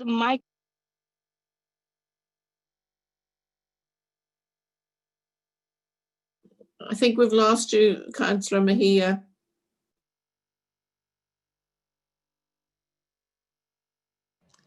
Councillor Mejia, please unmute yourself. Sorry? You're on mute, Counselor Mejia. Was I on mute the whole entire time? No, just for the last couple seconds. And so I was gonna, you sorry, could, this is what happens. whatever question you have. Sorry, I just pulled over so that I could be safe. Conchole. So, so my question really is, I see that the commission, the way it's set up now, that there'll be elected officials and then also different members of like nonprofit organizations and people with lived experience. And I'm just curious, I believe you have 10 elected to be part of the commission. And I'm just curious about how do we get to that number of having 10 elected officials on this commission, and I believe only 8 or so for nonprofits. Can you just talk to me a little bit about how we got to that number? So Madam Chair, it might be best if I answer that question. Yes, I apologize. I'm having technical difficulties now on this new thing. So if I end up falling off, Counselor Asabi George, if you would go ahead and I will text you the order and figure out what's going on. I do have a record of the order. Thank you, Madam Chair. So for elected officials, we are, as part of this ordinance, recommending that there is 1, 2, 3, 4, 5 elected officials, not 10.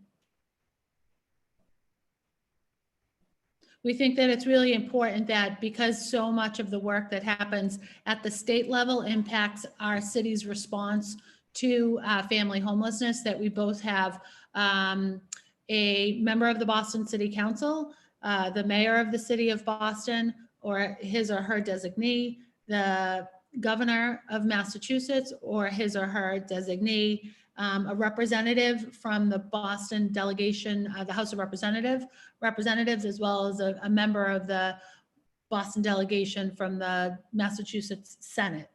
We think it's really important because legislative work and policy so directly impacts sort of the outcomes on the other end. So Juliet, Councilor Mejia, I see that you've returned. There's only 5 elected officials as listed on the ordinance as presented. Okay, thank you for that clarity. As I mentioned, I was driving, so I was under the impression it was 10. So and then I'm just curious, and I'm not sure who would answer this question. When it comes to representation and to voice, when you're thinking about those who have lived experience, are you going to be working with the nonprofit organizations to identify community residents, or what does that process look like? I imagine if anyone, any of the providers that have been a part of the roundtable series want to jump in, I would welcome that.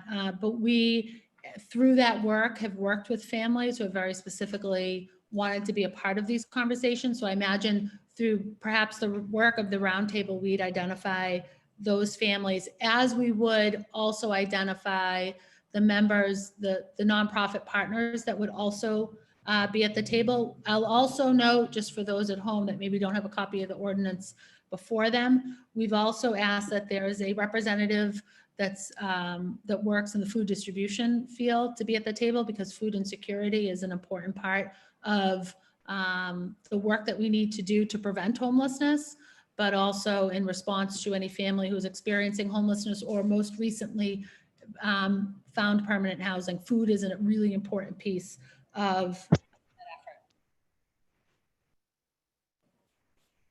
Would anyone else have thoughts or comments about the families with lived experience? I'd also add, Councilor Mejia, that one of the edits that that we're exploring making to the ordinance, that there would be an opportunity for compensation, especially for families who would be participating in this commission. It's been done in some other places, so we'd want to look at that closely and discuss that in further detail through a follow-up working session. Yeah, I would highly advocate for that. It always appears that those who are working in the space it's easier for them to show up, but people who are living the realities are always asked to volunteer their time and their wit and their intellect. So if there are any ways to remove those barriers by providing compensation, that would be a great incentive for a lot of folks. And obviously also providing childcare and dinner is just as equally as important. And I will advocate for that. And then I'm just curious in terms of just the roundtables. in terms of, I know you've been at this for a long time, Councilor Sabi George. I'm really grateful for the work that you've been doing in the space. I'm just curious about, have any of those roundtables, have you had people who speak diverse, different languages? Have there any of those roundtables been, have there been anything in very specific languages, whether it be Haitian Creole or Spanish, to really kind of help understand the magnitude of the issue? The roundtables have not been outward facing, they've been interfacing. When we've done some of our work at the different shelters and with those providers, we've had translation services for the families that have been present in those rooms. Great. And would that be part of when they've been outward facing, yes, but internally for our regular roundtable meetings, they have not been. And is that something that you think of as, even though it's only for a 5-year span, is looking at how we can ensure that even whether or not you're part of the, like, we're removing barriers to engagement for folks who want to be a part of it, but that may not know how to speak English? Yeah, no, it's absolutely something that we'll look at. I just made a note of it. Thank you.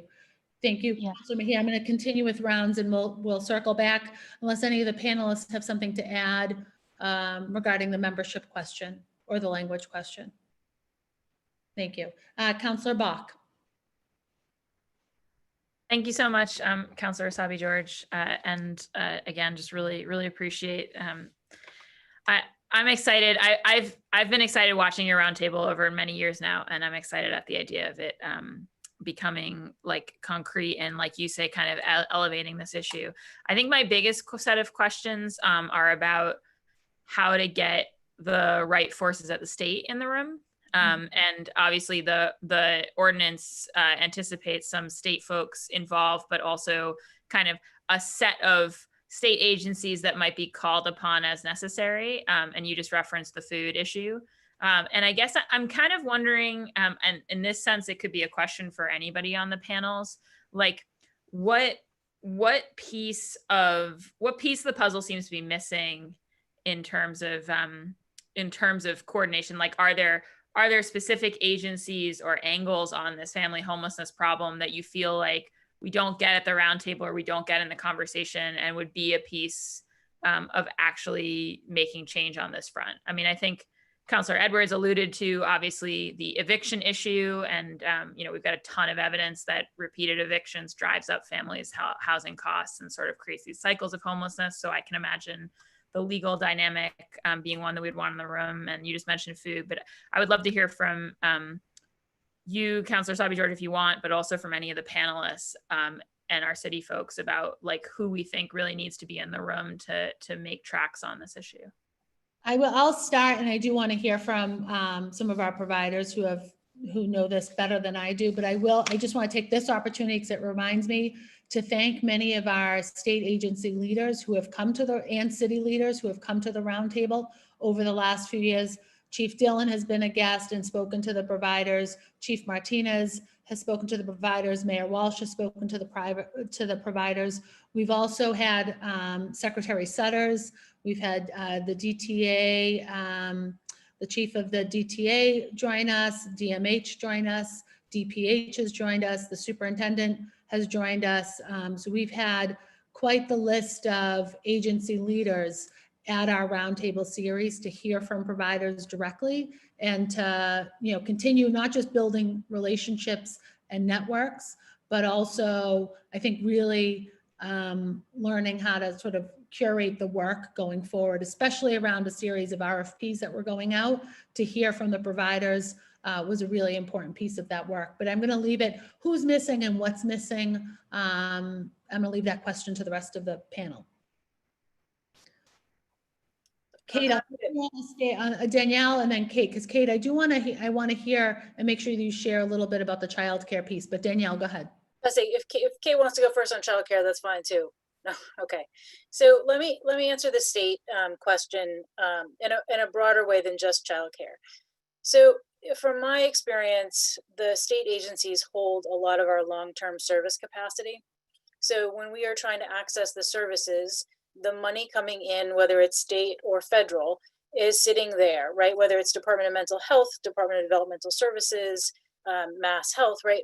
I could go through the buckets of state entities that hold the service dollars. And so when I think about policy and resourcing and building a system, and really I think about a system, I'm going to try to draw it in the air for folks as kind of a continuum, right? Where somebody can come in at any point in that continuum and they can access the services they need, right? With various end points of exit from a system. We have to coordinate those systems, and that is hard to do when you think about families. And when you think about homelessness, right, we have folks that need services in every bucket of state government, right, or city support. And so from what we talked about when we sat together at the round table, we really talked about needing to coordinate, right? And you see that in a lot of systems where folks, especially in behavioral health, you started to see a focus on coordination of services, because otherwise you had gaps and you had redundancies in areas. And so from the way we've talked about this, we really need those folks at the table to partner with us. Also because although this is a Boston issue, it's a statewide issue. And so we will do the best in our belief if both the city tackles it and takes a leadership role as it is doing, but also in partnership with the state.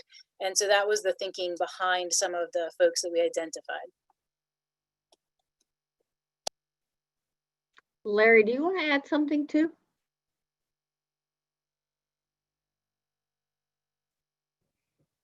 So I guess I could speak to the, go ahead, Larry, go. Yeah. Just to your point, Councillor Bach, there's an interagency council for homelessness at the state level that engages each of the departments that Danielle presented in her presentation. I think representation or engagement with the interagency council that's been very focused on chronic adult homelessness and is now very focused on unaccompanied homelessness. Again, a lot of that is driven by state and federal policy. I think bringing a body together, engaging that larger interagency council like we have in the past for unaccompanied youth and for chronic homeless adults and veterans would be a really good start, and maybe a place to bring and engage that particular agency, because it sits across all the secretariats of the Commonwealth. Great. And I think my piece was really to focus on the fact that while this is all going on, these kids desperately need to get access to early childhood education in a high quality setting. And this isn't a pitch for Horizons. This is a pitch for the fact that we still have a system that needs work when it comes to giving children access to early education. It's the only place where they get the routines that they need while they're homeless. And in this state, it's still hard for people to gain access and find either a homeless contract or voucher. And that isn't, that it needs to be addressed, because these kids also, when they arrive in shelter, they should immediately be screened. So that's an issue of, getting the Department of Mental Health to get in and screen children that enter in shelter. Then we got to get them into an early education program. Right now, even if they're getting a voucher or contract, they're paying a parent fee. How can a homeless family pay a parent fee when they sometimes don't have the money to get on a bus and cross town to go to the CCR&R and blah, blah, blah, blah, blah. It's ridiculous. So I guess that's my thought is, while we're fixing things on the council, we also need to be addressing the short-term issue of getting these children the proper care that they need and the proper attention that they require. Great. Thank you. Go ahead, Chris, you have something to add? Yes, thank you. Thank you, Councillor. And thank you, Councillor Bach, for the question. I would add 2 additional items on the list that is so thoughtful.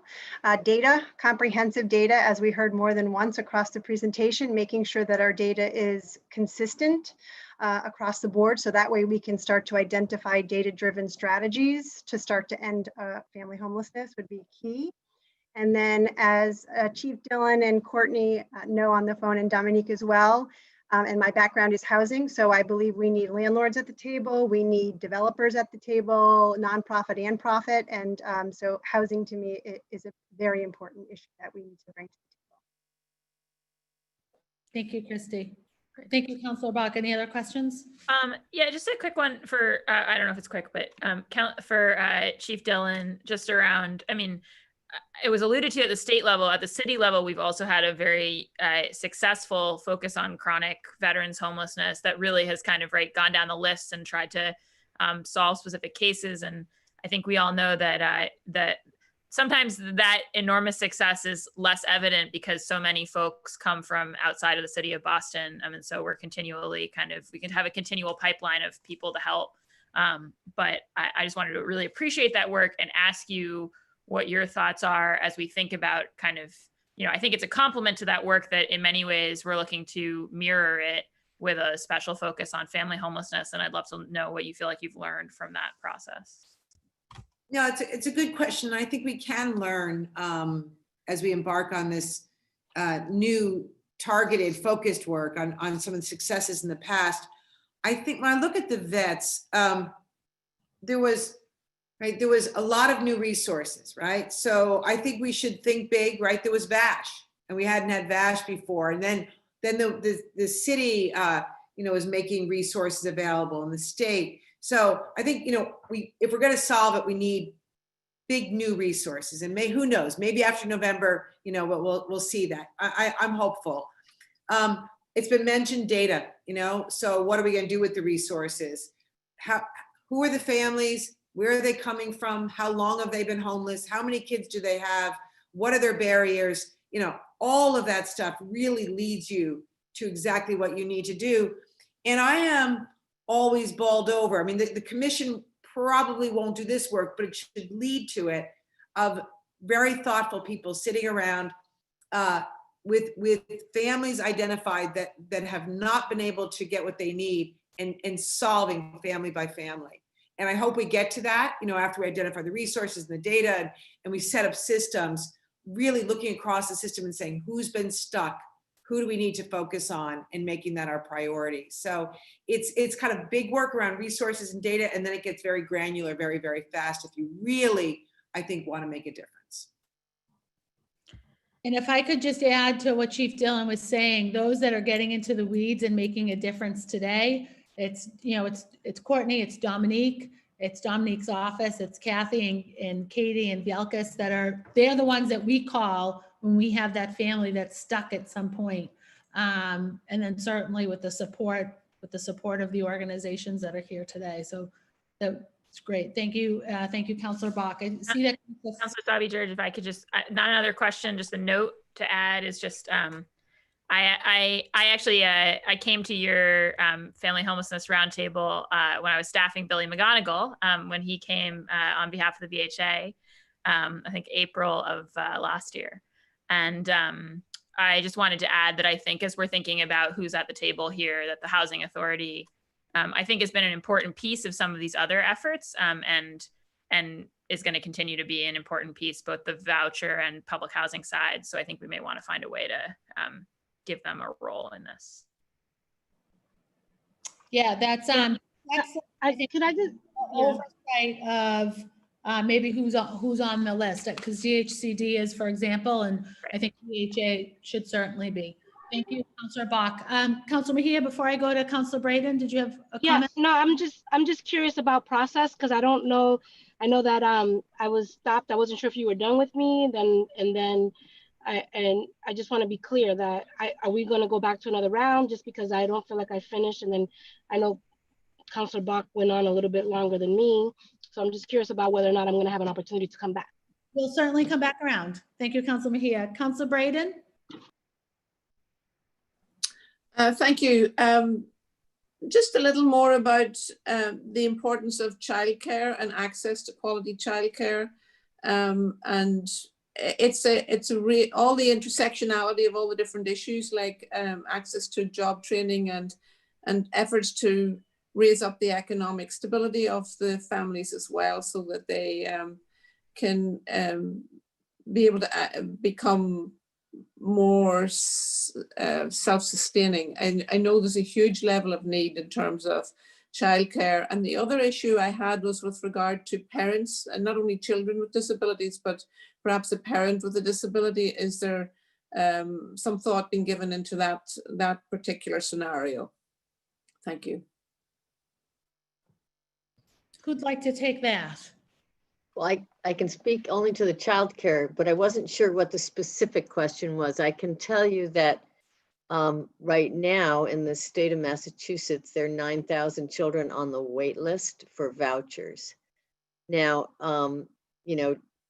there are children, obviously, some of those children are perfectly housed. They just are poor, but it is a complex multi-step process for a family to, one, find a seat in a child care center if they are homeless. Frankly, if they're any person, it's complex, but for the homeless, it's more complex because you have to find a place that has a child care, either a homeless contract, which those contracts have not been bid out in the last, I think we're on the 9th year of a 3-year bid. I think that's correct. And so those contracts are now misaligned with the need. So that is a process that keeps contracts from being available where they are most needed in many cases. Vouchers, you have, income eligible vouchers that children can get or families can get. They are good because they travel with the child no matter where they are educated. But again, it's a multi-step process.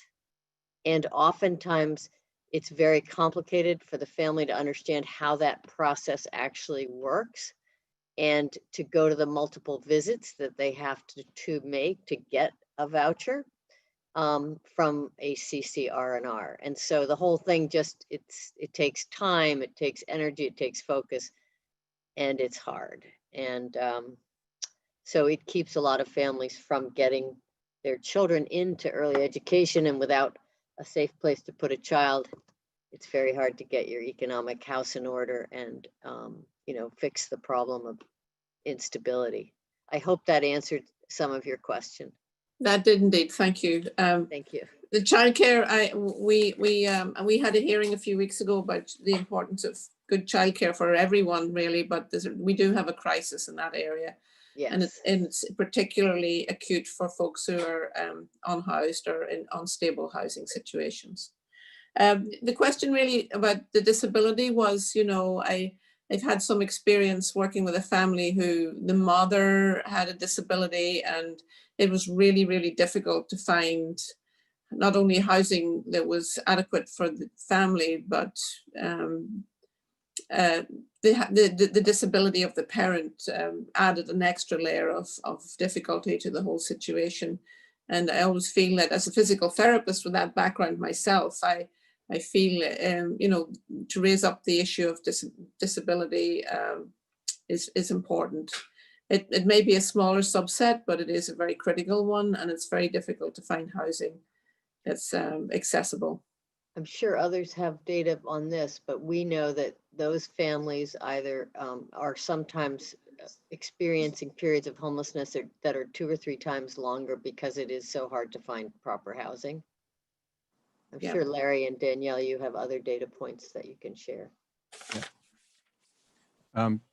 Councilor Braden, thank you so much for your question. Just to add to Kate's notes, she's correct. So in our particular agency, and certainly I imagine we're more than 1/5 of the shelter, we serve 1/5 of the shelter population in the city, our agency alone, and 40% of our parents have self-disclosed chronic health conditions. And then an additional 20% have other mental health, physical or developmental disabilities. So that makes a fairly large population of individuals. And Kate is correct. Those families with underlying conditions, mental, physical, or behavioral, the length of time in shelter is exponentially longer because it's fewer opportunities for both shelters. So as Felicia Smith had mentioned, very few accessible homeless shelter units. We have some, Felicia's got a lot. And then actual housing itself, plus access to services. Our families are very transient. They get bounced around. They're hard to catch up. So when we apply for services, their original address may not be their current address. So we have both a housing issue and we have a service issue because of the nature of families' homelessness and the fact that they're often invisible to systems that have a hard time finding them. Thank you for your answer. As a housing advocate over many years, and we built a huge amount of housing in Alston, Brighton, but one thing I think in terms, it's really important to have developers at the table because both private developers and nonprofit developers. I feel that, especially out here, the focus is very much on building small units of housing, like studios, 1 bedrooms, and it's not set up to build an infrastructure of housing that supports families. We're just not building housing for families in an economy that's focused on young professionals who are single or in smaller family groups than regular families. So it's a big problem. Thank you. Thank you, Councillor Breeden. Councillor Arroyo. Thank you so much, Madam. What is it, Vice Chair? What, like, it's not even Vice Chair. But just one question. So my experience in trying to help people who are struggling with homelessness involve largely trying to connect them to agencies. As we create this, this roundtable with goals towards finding, holes in servicing these needs, I'm aware that, providers will be at the table and some elected officials, and hopefully there will be space for folks who are actually have been had unstable housing or are currently dealing with that situation. But one of the gaps that I think would be good to hear, and it may already be happening in terms of the conversations, is there's certain agencies that I'm sure more often than others are seeking out providers. I would put CPCS and the Committee for Public Counsel Services on that list of people who are usually seeking the services for their clients or for people who come into contact with their organizations. And so is there a space included here or a way to receive input from them about where they believe that the access to those services can be made easier or more clear or more streamlined? I'll answer that, and if anyone wants to add to it. We haven't approached them as an organization to ask about some of those gaps in services, so I think that's a fantastic suggestion, and we will do that. And to your first question, there are 3 seats at the table for individuals with lived expertise, lived experience. And one of the shifts that we've suggested, I think it came maybe from Courtney or Dominique or Chief Dillon, to make sure that we are compensating any individual who has lived expertise, a family who's experiencing homelessness or currently unhoused, that we are compensating them for their time. But I'll look into the CPCS piece as well. I think that's a great suggestion. I appreciate that. Yeah, and I would just also, I'm not a provider for these services. And so I think that the organizations that do provide these services probably know where they get most of their referrals or clients from, whether it's, from specific organizations or not. And it would be interesting to me, even if they don't have necessarily a seat there, if they're part of some of these sessions, that they're allowed to come in and just say, hey, when I go through the process, this is where I tend to run into walls, or this is where my clients tend to, feel unable to get through the bureaucracy. And I think that would just be a good point of trying to make these things accessible to the folks. So it's that more so than just CPCS, but in general. And that's it. Thank you so much all for the work you do. It's vital. Yeah, no, I appreciate that. And I think that they can lend some important advice. And I'll say this to the members of the roundtable that are here today, that they should probably take a look at our list of items that sort of need to happen by government level, but then also by timeline, because there may be some gaps that we missed in our conversations, and that could really educate us to some of those missing pieces. Thank you very much, Councilor Arroyo. I do want to ask Danielle one quick question about the Aspen Institute model. You had used some of that in the presentation. I'm wondering if you could just talk a little bit more about that, and then to colleagues, we'll do a brief second round of questions.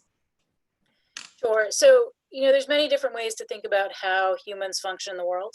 And the Aspen Institute basically breaks it down into domains. And when it comes to the background of this model, I would actually have to defer to Mr. Siemens on that. He spent much more time looking at it intensely than I have. But as a group, what we talked about was how did we look at the different areas that we all need to access?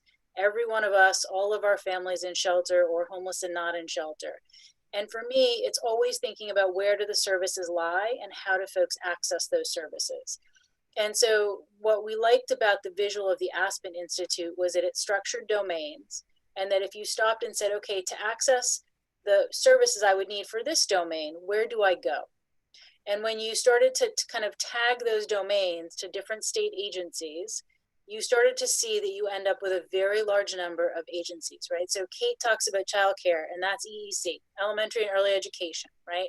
If we want child services for home-based therapy, that's under Mass Health as a subset called CBHI, right? So you need mental health services. There's some that sit at the Department of Mental Health. What you see is that when government funds things, you guys know better than I do, serving in those roles, right? You have to figure out how you deliver the money in a way that gets to the services.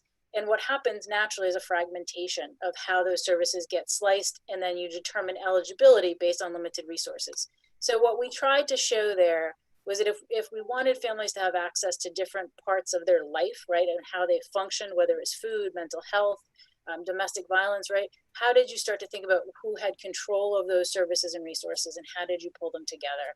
And the special commission will look at that, right? That's what they will be tasked to do, is say, how do we try to coordinate? Where are the barriers when folks are trying to access across different services, across different entities? Thank you. Anything to add to that? Great. Thank you very much, Danielle, for sharing that. Councillor Flynn is no longer with us. I know Chief Dillon did have to leave, so she did a quiet goodbye. Councillor Mejia. Thank you. So I'm sorry, Councillor Edwards is no longer part of the conversation. I don't see her here. No? She's still here, but she's in and out. She's got some technical difficulties. Oh, okay, okay. So I'm just curious. I'm really excited about all of this, and just curious in terms of the frequency of like the information that's going to be shared and rolled out. Will there be like a dashboard or some way for people to keep informed about the work that's happening? I think that would be a really great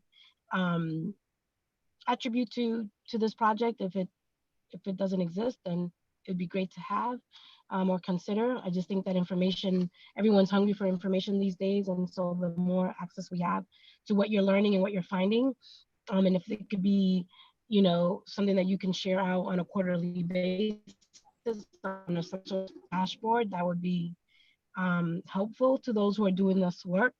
And I also think about a lot of nonprofit organizations who are smaller, a little more the mom and pop type of shops in terms of kind of like the roles and role that they can play in having a seat at the table. One thing is looking at nonprofits, and then also thinking about those who are usually, doing the work, but just don't have a seat at the table.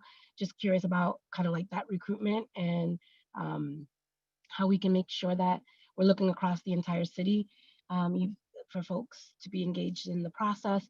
And then I'm also just curious about, this is more about,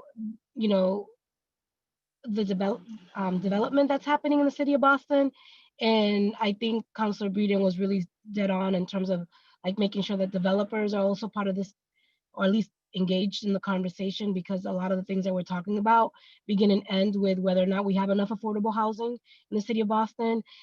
It begins and ends with the number of affordable units that exist in the city of Boston. So we can't talk about ending homelessness, family homelessness, if we're not really looking at the way we're building in Boston. And so I'm just curious what role, if any, we're looking at developers in particular playing in this commission.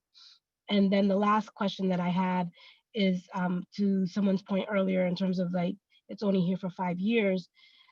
Just curious about how we're gonna end family homelessness, considering that Boston is one of the 3rd highest in terms of gentrified cities in 5 years.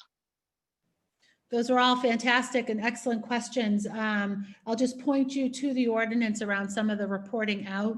There isn't a specific reference to the dashboard, but there is mandated quarterly meetings as well as additional subcommittee meetings as determined by the commission, especially specific to certain topic areas, as well as a biannual report to the clerk and then presentation before the city council regularly, as a number of our commissions do currently. I think that the addition or the link to the dashboard may be an interesting way to also share some of this information. The question around the 5-year piece is one that we discussed in great detail. We want to make sure that this work can continue longer than that, but that we work towards something that will happen both the initial meeting within 60 days, then the initial work within the first 12 months, but then recognizing that if we don't have an end date in mind, that the work will just go on and sometimes it'll meander mindlessly. When we set hard deadlines, deadlines can always be extended, but if we're not working towards within a specific time frame, the work will sometimes get extended. So for me, it was really important that we had some concrete timelines in place to work towards. If we don't set goals, if we don't write them down, if we aren't measuring them, they're not going to happen, or they're going to happen a little bit slower than they should. And part of the extended work that we've done as a roundtable is outline some items that we think could happen within a 6-month time frame, 12-month, etc., because it's so important that we are sort of calculating and counting and measuring and working towards some sort of end result. The developer question is a really interesting one, because we as a roundtable, as we brainstormed and talked about different partners to have at the table, one that had not been at the table but was on our queue and then COVID hit, was both private developers and nonprofit developers. How could we and how could the providers be connected to and networked with the Mass CDC Alliance so that they could do some work with nonprofit developers? How could they also be partnered with some of the larger scale developers? And we had conversations, including the BPDA, around the need to make sure that affordable units included family-sized affordable units. And then your questions around smaller nonprofits. Felicia's here from the Sojourner House, which is one of those smaller family shelters. We also have, as part of the roundtable series, St. Ambrose Church, which is a small family shelter. You're very familiar with Project Hope, which provides lots of services, but is a smaller scale when it's for the family shelter piece. Our roundtable list is comprehensive. We're continuing always to build on it. We had that statewide meeting the other day in which we discovered a few more shelter providers that work with Boston families that haven't been at the table, that we're always looking to add and build on it. The roundtable is actually a fairly large group of providers. Here today, you just see a sampling of some of the different types. I'm not sure, I think I've answered most of your questions. I'm not sure if any of the panelists have something to add, to my responses.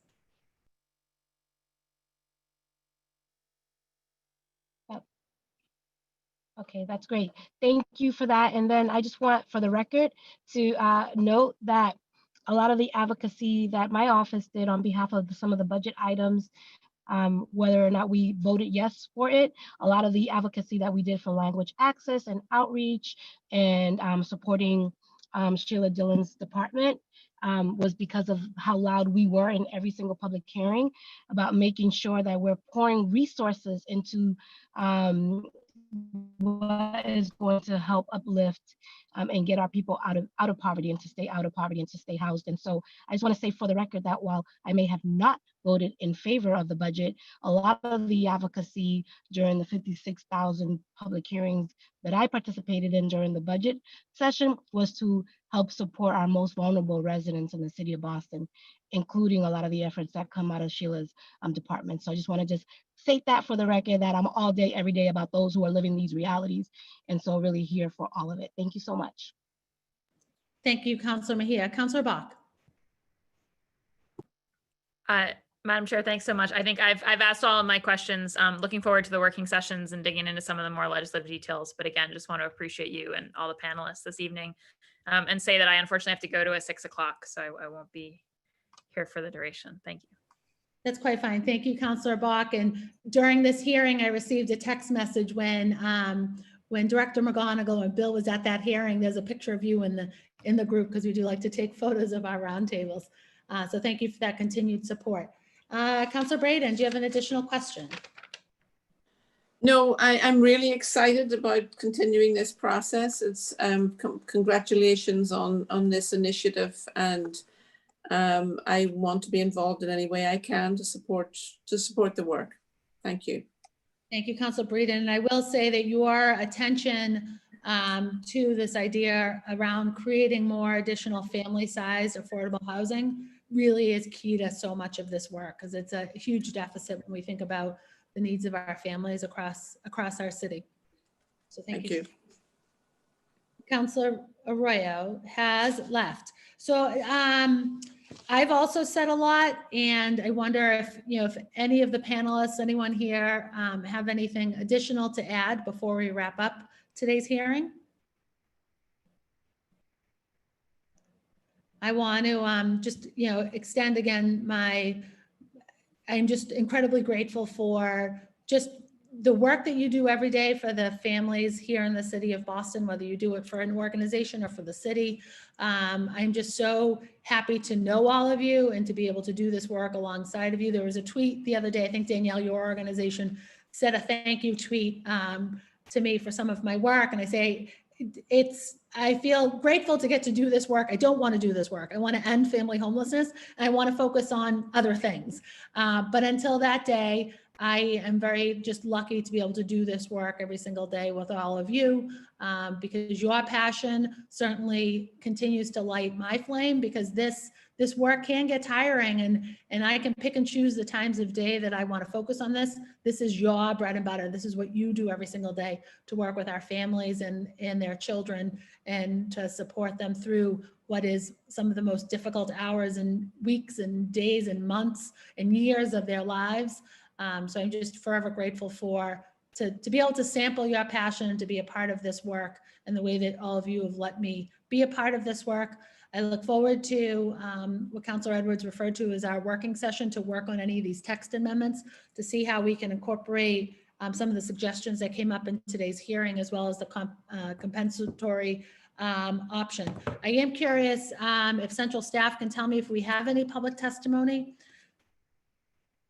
I don't believe we have any. Counselor, no, I didn't receive anything else other than the panelists. So thank you, Christine, for that, and central staff for making today happen. I also want to thank Chief Dillon. I know she had to leave for another commitment, but I'm grateful for her leadership. And of course, Mayor Walsh for his leadership, and certainly support, especially around staffing this commission with a family advisor, an advisor on family homelessness. We all know, those of us that feel passionate about this work, that if we don't name it and if we don't fund it, it's really hard to do it. It just becomes simple conversations around a table. But to see this work head into this sort of new iteration and this new life is really exciting for me. And happy to scream it from the rooftops, or at least through social media for the time being. But without further ado, I will adjourn Councilor Chair Edwards' hearing today on docket number, I forget the docket number, but it's docket number 0225. 0225. Thank you, Christine. This is an ordinance to create a special commission on ending family homelessness. This meeting is adjourned. Thank you all. Thank you. Thanks, everyone. Thank you, everybody. Thank you. Thank you for your leadership. Thank you. Have a great evening, everyone. We'll talk very soon.